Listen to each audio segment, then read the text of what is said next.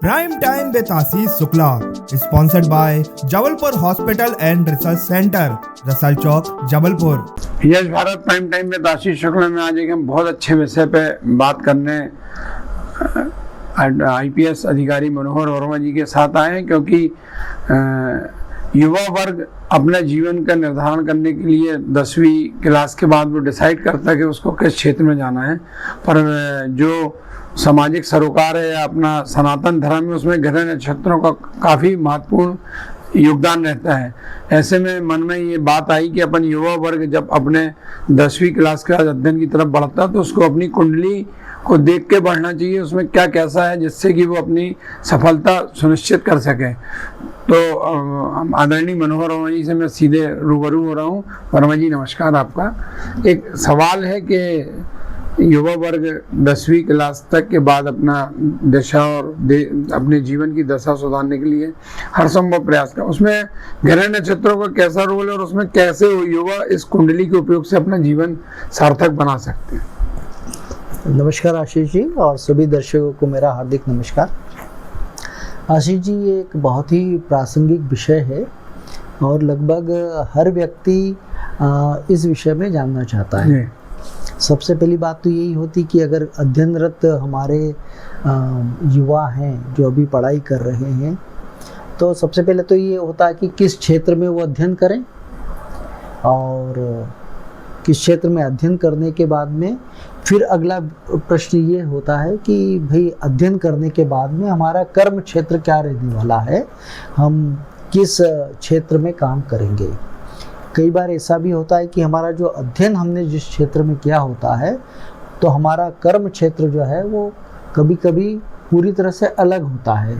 वो जैसे आपने डॉक्टरी की पढ़ाई करी है, लेकिन पता लगा कि आप अपने कर्म क्षेत्र में डॉक्टर ना होकर अपने कई आईपीएस है ना, जिन्होंने डॉक्टरी की है पर वो प्रशासनिक पद में, हाँ, कई इंजीनियर हैं, कई सिविल सर्वेंट्स जो होते हैं तो फिर वो प्रशासन में आ गए, ठीक है। कई इंजीनियर्स इसी तरह से आ जाते हैं, कई लोग जो है वो पायलट बन जाते हैं, कई लोग जो है राजनीति में चले जाते हैं, डॉक्टर, नेता, वकील, सब लोग बिजनेस करने लगते हैं। तो वो कर्म क्षेत्र एक चीज है और अध्ययन क्षेत्र एक अलग अलग चीज है। तो ये दोनों ही हमारे युवाओं के लिए बड़े महत्वपूर्ण होते हैं। और निश्चित तौर पे जब हमें किसी विषय का चयन करना होता है तो उस समय में हमारे लिए एक ये बड़ा यक्ष प्रश्न होता है कि किस दिशा में जाएं।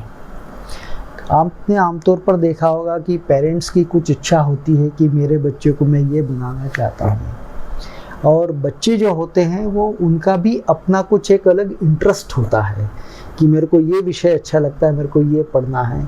और कई बार ये होता है कि जब एक्सपोजर नहीं होता बच्चों का कि आगे जीवन में कौन कौन से क्षेत्र हैं जहाँ पर कि वो अध्ययन कर सकते हैं या आगे अपने कर्म क्षेत्र को अपना सकते हैं, तो ऐसी स्थिति में जो है एक थोड़ी सी असमंजस की स्थिति और एक निर्णय लेने में कठिनाई की स्थिति उत्पन्न होती कि हम क्या निर्णय लें।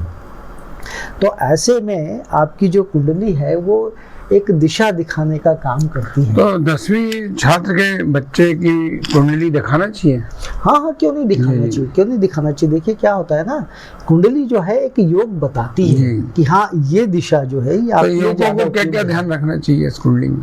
देखिए क्या होता है कि जो शिक्षा होती है, हमारी जो कुंडली है उस कुंडली का जो चौथा घर होता है, 4th हाउस जो होता है, वो प्राइमरी शिक्षा को बताता है। फिर जो हमारा 5th हाउस होता है वो हमारी कॉलेज एजुकेशन को दिखाता है। और उसके बाद में फिर जो 9th हाउस होता है वो हमारी जो हायर एजुकेशन है, पोस्ट ग्रेजुएशन और उसके आगे की, उन्हें दिखाता है। वहीं पर जब हम रिसर्च की बात करते हैं तो रिसर्च में हमारा 12th हाउस और 8th हाउस ये ऑपरेट करते हैं और ये हमारी रिसर्च को, इनोवेशंस को, पीएचडी को, इनको दर्शाते हैं।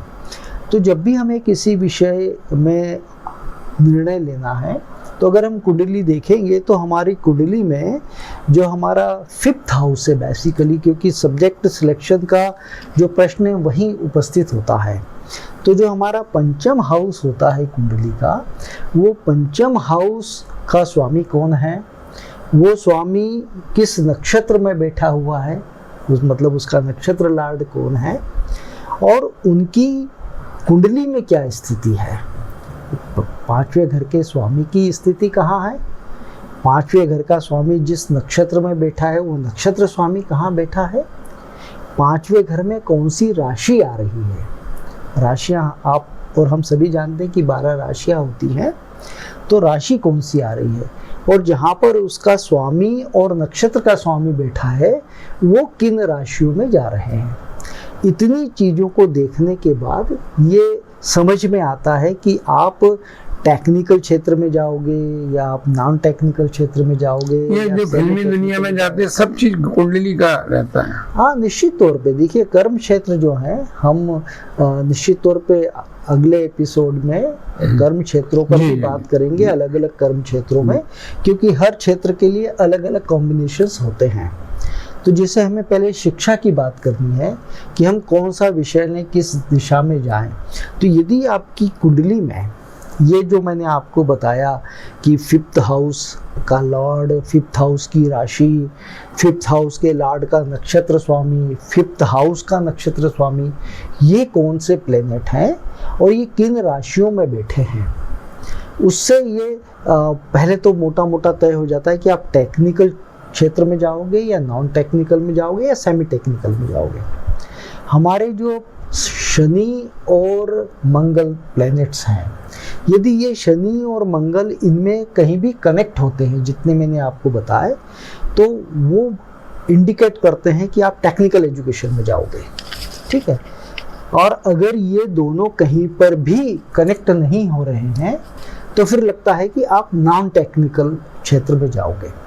तो ये एक बेसिक आपके लिए जो है लाइन पता लग जाए। आदमी को कुंडली के 5वां ग्रह देख के अपने आगे की लाइन देखना चाहिए। जो 5वां घर है उस 5वें घर का सब दिखेगा आपको, विस्तृत आप उसका अगर एनालिसिस कर लेंगे तो आपको दिखेगा कि कौन से क्षेत्र में आप अध्ययन करने। जैसे मैं अपना उदाहरण दूं, मैं पत्रकारिता बिल्कुल नहीं करना चाहता था, लेकिन आना पड़ा। ये आपका कर्म क्षेत्र है, ये कर्म क्षेत्र है। तो कर्म क्षेत्र और अध्ययन का क्षेत्र दोनों अलग, कई बार सेम होते हैं और कई बार अलग अलग होते हैं। तो कर्म क्षेत्र एक एंटायरली अलग क्षेत्र। तो आज जो अपन बात कर रहे हैं युवाओं को, तो आज का मूल उद्देश्य आपका क्या बताना है कुंडली में युवाओं को क्या मेरा यही कहना है, खास करके हमारे जो पेरेंट्स है, जो हमारे दर्शक हैं, उनसे कि अगर उनके मन में कभी कोई संशय होता है, जैसे कई बार तो बहुत अच्छा होता है कि आप भी अपने बच्चे को डॉक्टर बनाना चाहते हैं, बच्चे का मन भी जो है डॉक्टरी क्षेत्र में है, तो बहुत अच्छी बात है, आपने साइंस बायोलॉजी लिया, पढ़ा, नीट दी और फिर आप डॉक्टरी के क्षेत्र में आगे बढ़ गए। कई बार ये होता है कि आप बच्चे को जो है बनाना चाहते हैं इंजीनियर, लेकिन बच्चा बोलता नहीं, मेरे को तो ह्यूमैनिटीज पढ़ना है या आर्ट्स पढ़ना है या कॉमर्स पढ़ना है, मैं इधर नहीं जाना चाहता। तो बच्चे की जो रुचि है, वो बच्चे की रुचि अगर किसी क्षेत्र विशेष में हो रही है तो किसी न किसी कारण से हो रही है। तो ऐसी स्थिति में आपको अपनी इच्छा उस पर न थोपते हुए एक बार उसकी कुंडली किसी भी एक सवाल और उठता है, जिस प्रकार डॉक्टर बहुत हैं, चिकित्सक बहुत हैं, ज्योतिष के भी ज्ञानी बहुत हैं, ये कैसे तय हुआ कि बेहतर ज्योतिष कौन है? देखिए, तो पता लगता, जैसे आप मेरे पास आए और आपने मुझसे बातचीत करी, तो बातचीत करने के बाद में आपको अपने आप ये ज्ञात हो जाएगा कि आपकी पत्रिका को मैं ठीक से देख पा रहा हूँ, पढ़ पा रहा हूँ या नहीं पढ़ पा रहा हूँ। पर अभी ये युवा पीढ़ी की जो अपन बात कर रहे हैं, इसमें अपन अगले 2-3 एपिसोड और बनाएंगे अलग अलग इसमें। हाँ, निश्चित तौर पे मैं चाहता हूँ कि जो व्यक्ति का अध्ययन क्षेत्र है, वो अध्ययन क्षेत्र उसका क्या होना चाहिए ये हम देखें, और ये देखने के बाद कर्म क्षेत्र क्या कहता है, हाँ, ये देखने के बाद में फिर हमें अगला आता है कि अब कर्म क्षेत्र उसका क्या रहने वाला है। तो आजकल तो बहुत सारे कर्म क्षेत्र हो गए हैं, पहले तो बड़े लिमिटेड हुआ करते थे। फिर कर्म क्षेत्र में भी आप अपना खुद का व्यवसाय करोगे या दूसरे आप जो है नौकरी करोगे, तो सब ये भी एक बड़ा होता है। तो ये भी कुंडली जो है आपकी एक बहुत बड़ी, जैसे मकान का कोई नक्शा होता वो है, हाँ, मार्गदर्शक होती है, वो बताती है कि आपको क्या करना क्या नहीं करना। तो मैं ये कंक्लूड करना चाहूँगा कि जब भी कोई आपके मन में संशय है, बच्चे की रुचि और आपकी रुचि इन दोनों में कहीं अगर भेद आ रहा है, तो हमें किसी भी विद्वान ज्योतिषी के पास जाकर अपनी कुंडली जरूर दिखानी चाहिए। अगली बार अपन किस विषय पर बात करेंगे इसी युवाओं के लेके?